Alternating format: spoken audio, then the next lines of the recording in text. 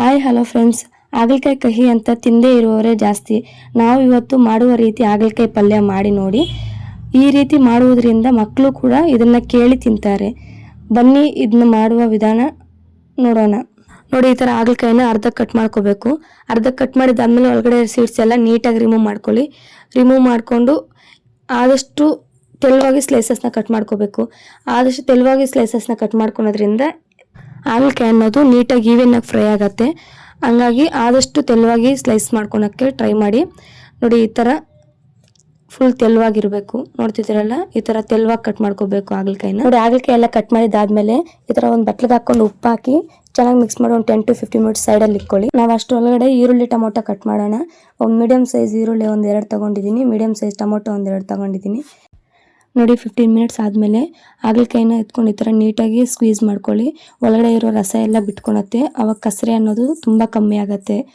ಒಮ್ಮೆ ಈ ಥರ ಟ್ರೈ ಮಾಡಿ ನೋಡಿ ಬೇಕಿದ್ರೆ ಎಲ್ಲ ನೀರೆಲ್ಲ ನೀಟಾಗಿ ಸ್ಕ್ವೀಸ್ ಮಾಡ್ಕೊತಾ ಇದ್ದೀನಿ. ನೀಟಾಗಿ ಸ್ಕ್ವೀಸ್ ಮಾಡ್ಕೊಂಡಿದ್ದಾದ್ಮೇಲೆ ಎಷ್ಟೊಂದು ನೀರು ಬಂದೈತೆ ಅಂತ ಹೇಳ್ಬಿಟ್ಟು ಈ ಥರ ಮಾಡೋದ್ರಿಂದ ಒಂಚೂರು ಕಸರೆ ಬರಲ್ಲ. ಬಾಣಲಿಗೆ ಕಡಲೆ ಬೀಜ ಹಾಕಿ ಒಂದು ಸ್ವಲ್ಪ ಹುರ್ಕೊಂಡು ಸೈಡ್ಗೆ ಎತ್ತಿಕ್ಕೊಳ್ಳಿ. ಅದೇ ಬಾಣಲಿಗೆ ಹಾಗಲಕಾಯಿ ಸ್ಕ್ವೀಸ್ ಮಾಡಿಕ್ಕಿದ್ವಲ್ಲ ಅದನ್ನ ಹಾಕಿ ಕೈ ಬಿಡ್ದಿರ ನೀಟಾಗಿ ಒಂದು 10 to 15 ಮಿನಿಟ್ಸು ಫ್ರೈ ಮಾಡಬೇಕು.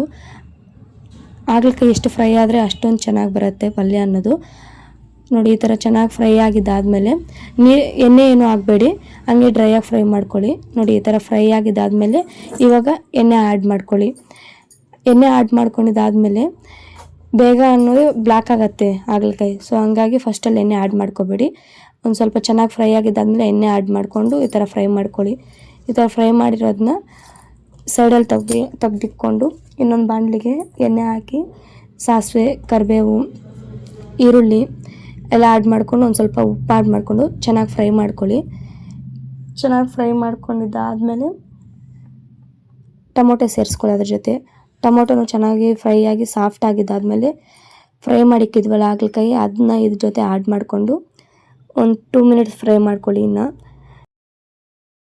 ಇವಾಗ ಮಸಾಲೆ ಆ್ಯಡ್ ಮಾಡೋಣ. 1/2 ಟೀ ಸ್ಪೂನ್ ಖಾರ, 1 ಟೀ ಸ್ಪೂನ್ ಧನಿಯಾ ಪುಡಿ, 1/4 ಟೀ ಸ್ಪೂನ್ ಅರಿಶಿನ ಹಾಕಿ ಹಾಗಲಕಾಯಿಗೆಲ್ಲ ಮಸಾಲೆ ಹಿಡಿಯೋ ಥರ ನೀಟಾಗಿ ಫ್ರೈ ಮಾಡ್ಕೊಳ್ಳಿ. ಈ ಥರ ಫ್ರೈ ಮಾಡಿದ್ದಾದಮೇಲೆ ಅದ್ರ ಜೊತೆ ಕಡಲೆಬೀಜ ಪುಡಿ ಮಾಡಿಕ್ಕಿದ್ವಲ್ಲ ಆ ಕಡಲೆಬೀಜ ಪುಡಿನ ಹಾಕ್ಕೊಂಡು ಒಂದು ಸ್ವಲ್ಪ ಮಿಕ್ಸ್ ಮಾಡ್ಕೊಳ್ಳಿ. ಚೆನ್ನಾಗಿ ಮಿಕ್ಸ್ ಮಾಡಿ ಫ್ರೈ ಆಗಿದ್ದಾದಮೇಲೆ ಫಸ್ಟಲ್ಲೇ ಹುಣಸೆಹಣ್ಣು ನೆನೆಸಿಕ್ಕಿರಬೇಕು. ಹುಣಸೆಹಣ್ಣು ನೆನೆಸಿ ಕ್ಯೂಚಿಕ್ಕಿದ್ದೆ ಆ ಹುಣಸೆಹಣ್ಣು ರಸನ ಆ್ಯಡ್ ಮಾಡ್ಕೊತಾ ಇದ್ದೀನಿ.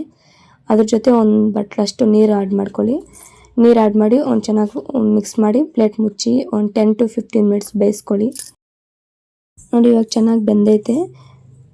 ಅದಾದಮೇಲೆ ಎಲ್ಲ ಚೆನ್ನಾಗಿ ಮಿಕ್ಸ್ ಮಾಡಿಕೊಂಡು ನೋಡಿ ಇದ್ರ ಜೊತೆ ಒಂದು ಸ್ವಲ್ಪ ಬೆಲ್ಲ ಆ್ಯಡ್ ಮಾಡಿ. ಬೆಲ್ಲ ಆ್ಯಡ್ ಮಾಡೋದ್ರಿಂದ ಕಸರೆ ತುಂಬ ಕಮ್ಮಿ ಆಗುತ್ತೆ.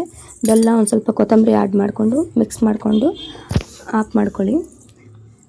ನೀವಿನ್ನೂ ನಮ್ಮ ಚಾನಲ್ನ ಸಬ್ಸ್ಕ್ರೈಬ್ ಮಾಡ್ಕೊಂಡ್ರೆ ನೋಡ್ತಾ ಇದ್ರಿಂದ ಪ್ಲೀಸ್ ಸಬ್ಸ್ಕ್ರೈಬ್ ಮಾಡ್ಕೊಳ್ಳಿ, ಲೈಕ್ ಮಾಡಿ, ಶೇರ್ ಮಾಡಿ.